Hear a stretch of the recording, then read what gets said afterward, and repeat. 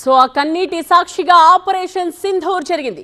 Yes, దానికి ప్రతీకార చర్యే ఈ ఆపరేషన్ సింధూర్. సో దీనికి సంబంధించి మాట్లాడడానికి retired air commander Madhusudan Reddy, అలాగే శ్రీనివాస్ రిటైర్డ్ ఆర్మీ మేజర్ మనతో పాటు అందుబాటులోనే ఉన్నారు. సో వారిని మళ్ళీ వాళ్ళతో మళ్ళీ మనం మాట్లాడదాం. సో మధుసూదన్ గారు, సో ఎక్స్పెక్ట్ చేసినట్టే మేఘపోతు గాంభీర్యాన్ని ప్రదర్శిస్తూ పాక్ మినిస్టర్ మాట్లాడిన తీరును కూడా మనం చూసాం. అయితే ఇక్కడ గమనించాల్సింది, మేము మళ్ళీ దీనికి ప్రతిదాడులు చేసి తీరుతాం, రివెంజ్ తీర్చుకుంటామని ఆయన చెప్పడం మనం చూసాం.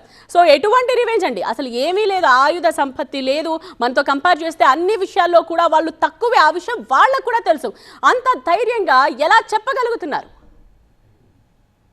ఇందాకే శ్రీనివాస్ గారు చెప్పారండి, వాళ్ళ పొలిటీషియన్స్ మాట్లాడేది వాళ్ళ ఆర్మీ ఏం చెప్తే అదే మాట్లాడతారు. They don't have control over their own country, they don't have control over their arm forces have control over their politicians. అది యాక్చువల్లీ మన పహల్గామ్ లో అటాక్ కూడా నేను లాస్ట్ టైం వచ్చినప్పుడు చెప్పాను. పహల్గామ్ అటాక్ కూడా వాళ్ళు ఎలా చేశారంటే, ఎందుకు చేశారంటే ఆర్మీ తన ఉనికిని కోల్పోతుందండి.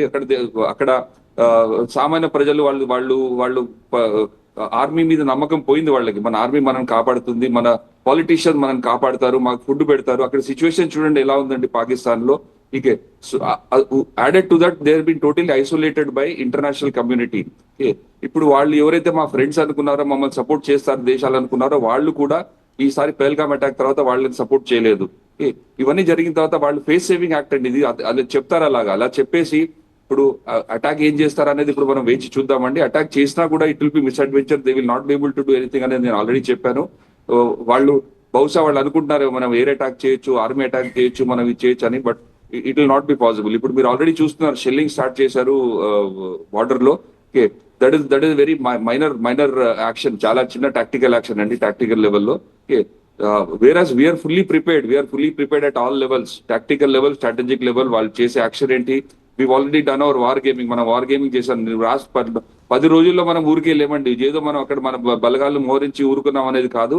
ప్రతి war room was active. Army, navy, air force war rooms ప్రతి లెవెల్లో యాక్టివ్ ఉన్నాయండి. ఫీల్డ్ లెవెల్ నుంచి తీసుకొని command level, headquarters level అన్ని యాక్టివ్ ఉన్నాయి.